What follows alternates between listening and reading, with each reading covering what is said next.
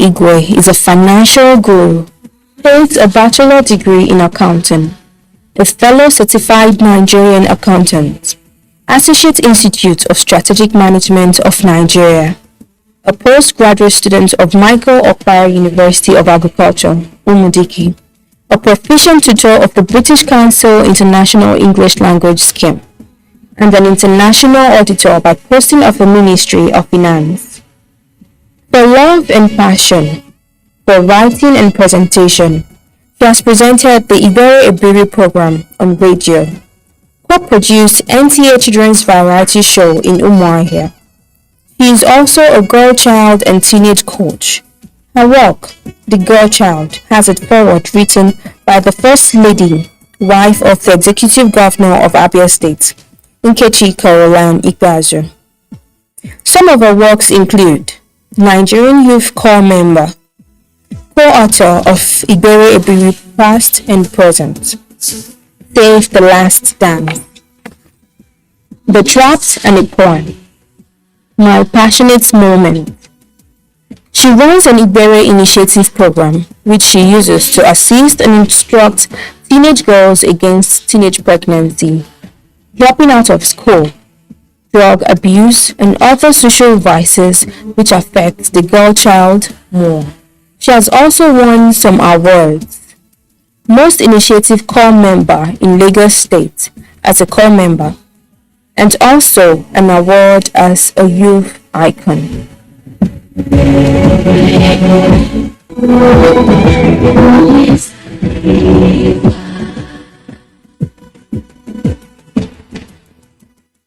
It's our responsibility to secure our future by investing in our today. Up next is our wise saying. Do have a great day and thanks for being with us.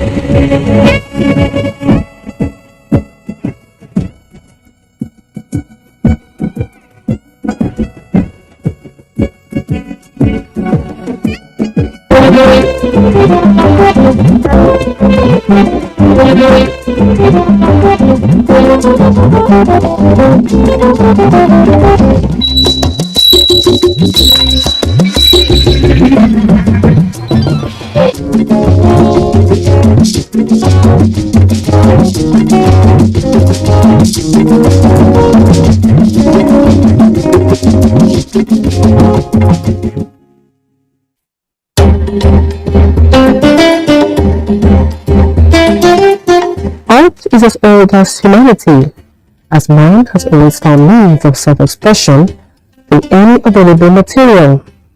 With the advent of technology, digital illustration has emerged as a veritable form of artistic expression.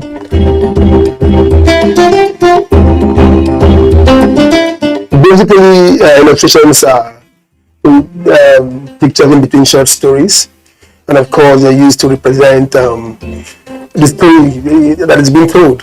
You hardly find a lot of illustrators actually, of course, that is the truth. And then we try to send the story by, creating pictures for a tale. You have a storyline, and then you want it to be you want it to actually go through, pass the message through properly. So you have to come to us, we create the visuals for you in the form of digital posters, that is illustrations. You can find them anywhere, libraries, posters. You can see posters around major places, even in arts and culture. Yeah, you can see bookshops and all. You can find these books. How are you faring? I'm very well, very well, very well, because it never used to be like this. Initially, the way it is. You're going to study fine arts, and then we're wondering, what are you trying to do? Are you trying to go study or funny structure. So, but the idea is that it still remains that you have to be consistent. You know, you don't have to delve into an idea of trying to look for one fast idea or one fast part to get involved. We've been here for a while, so I think over the years, it has been like when you were coming up, like the process of trying to build yourself, you're getting better. I never used to do digital illustrations. I never used to do that. I used to work with papers and watercolor and stuff, and people still like it. But yeah, this is smooth, this is sweet, this is digital. And then when it's not digital, people just think that, what are you doing? Are you trying to, is it like maybe it's a computer work? But I'm still the artist working on it now. This is a pen, and an electronic pen, and this is a Wacom tablet. It's just the way it's free, very sensitive. The way you apply your pen, it comes out the way it is, as if you're using your biro or your pencil on paper. So it's still me doing the same thing I used to do back in paper, but the process here is different. The advantage is that it is better, finer, not that easy, because you have to sit down for a long time. But like when I'm using paper, I could just start talking, walk around and stuff. But this have to be there because you have a lot of applications you need to make use of. You're going to use this application or using the other one. You have to be very, very focused, of course, so you can get achieve what you're looking towards and looking forward to achieving. So these are the basic things that makes it better. And of course, this lasts longer. It's electronic, so it's going to stay for a longer period.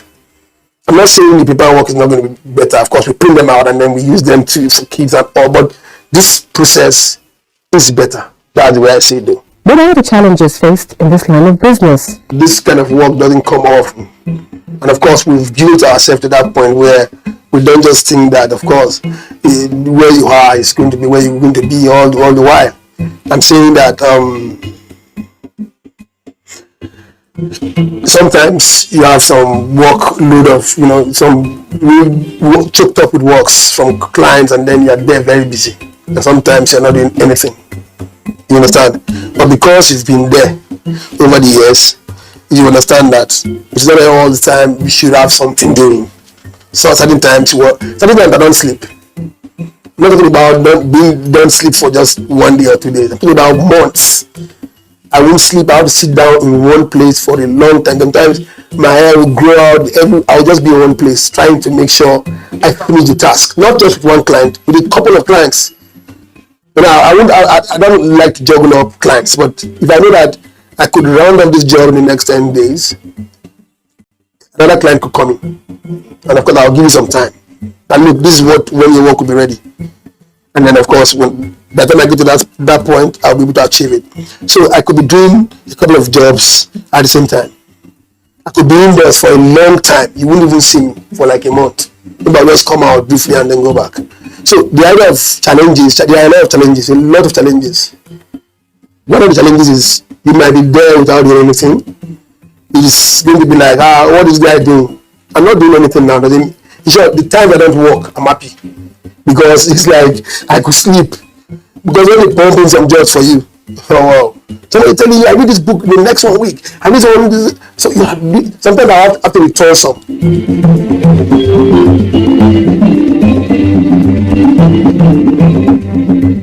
It may look easier than traditional art, but digital illustration is a valid form of art that takes time, effort, and practice.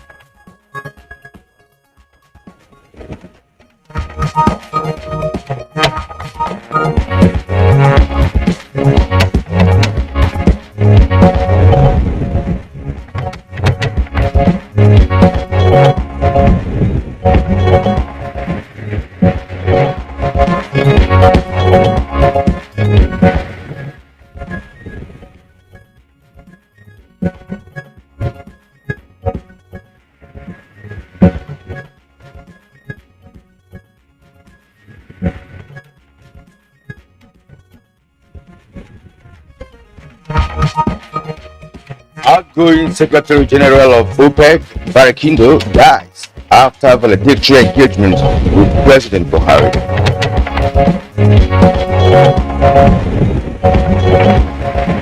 The honorable minister be summoned along with the project coordinator to appear before the joint committee. Say aye. Those who against say nay. The ayes have it. National Assembly Joint Committee summons Minister of Environment on status of Ogoni Peanut Project.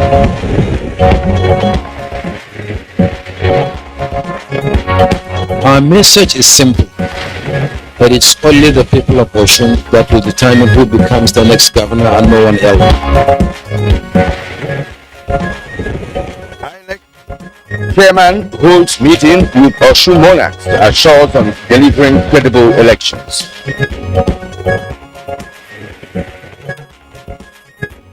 And on Good Morning Nigeria today, we shall discuss the restructuring of ECOWAS.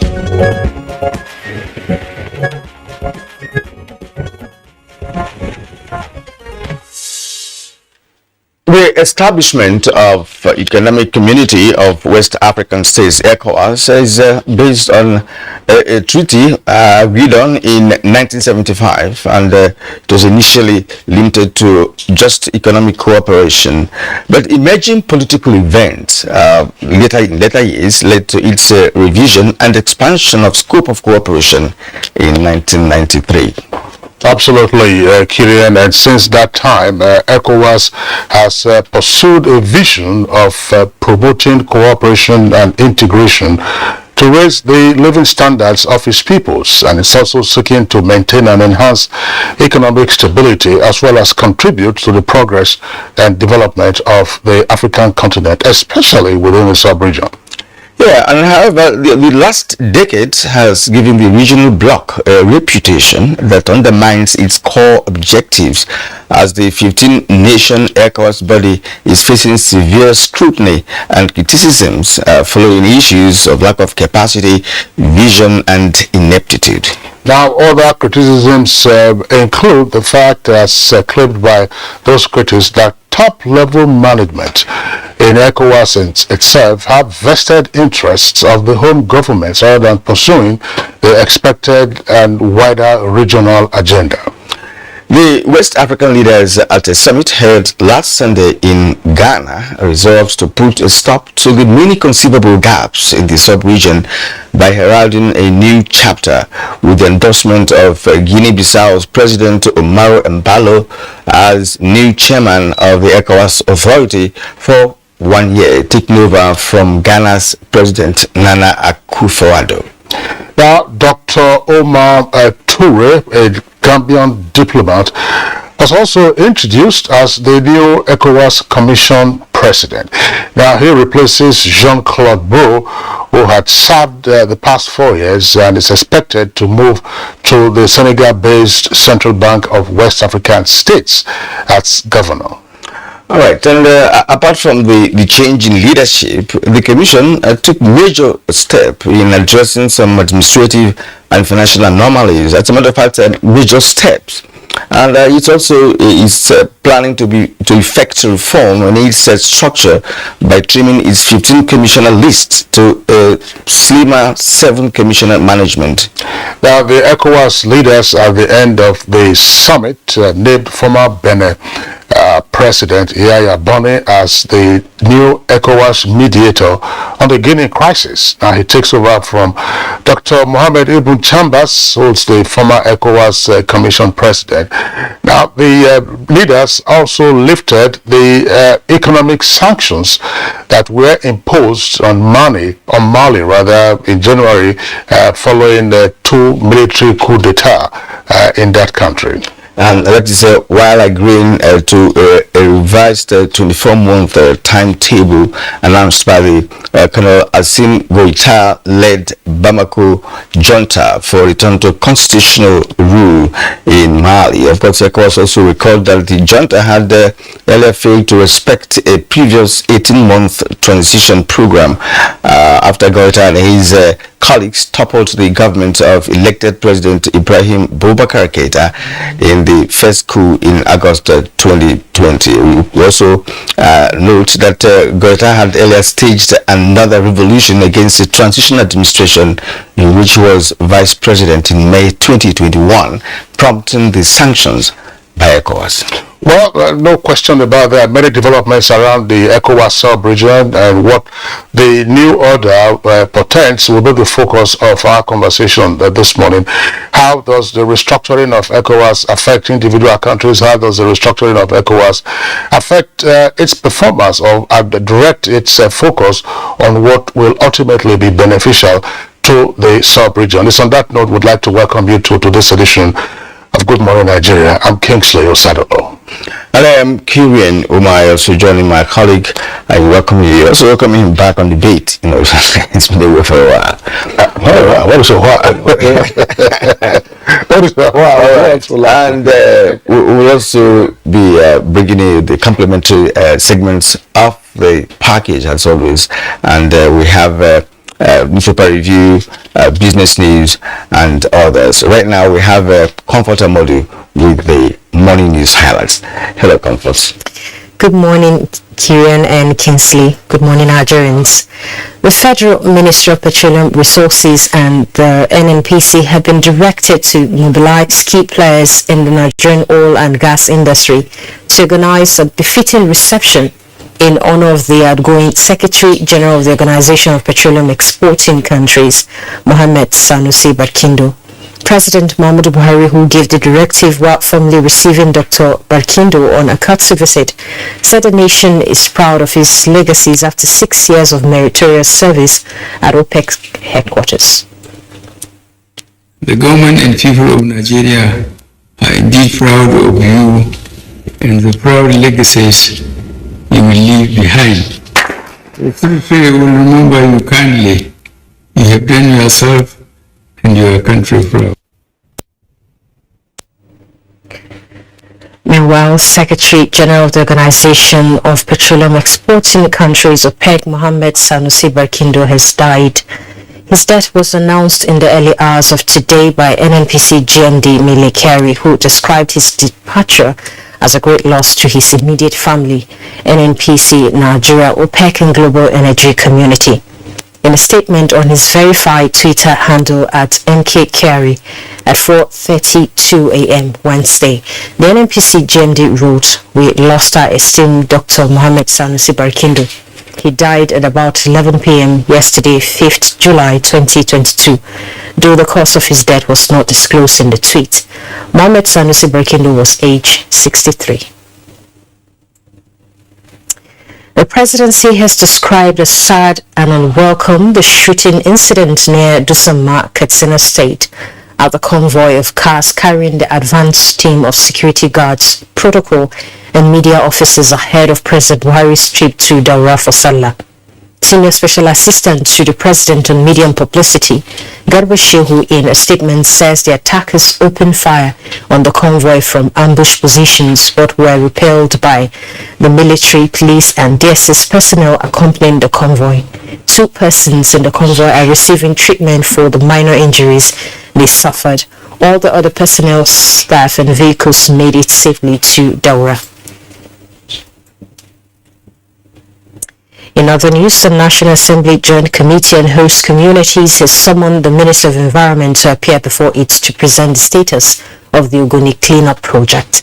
A meeting between the Parliamentary Committee, the Ministry of Environment, and Management Committee of the project was scheduled for Wednesday, 5th of July, but the absence of the minister who sent a representative stalled the engagement. The motion that what exactly is happening? It's shocking that even the project coordinator is not also here. We had invited them for about 3 times. Of the motion that the Honourable Minister be summoned along with the project coordinator to appear before the joint committee. Say aye. Aye. Those who against say nay. The ayes have it. Leadership of the House of Representatives has described as unacceptable the non-China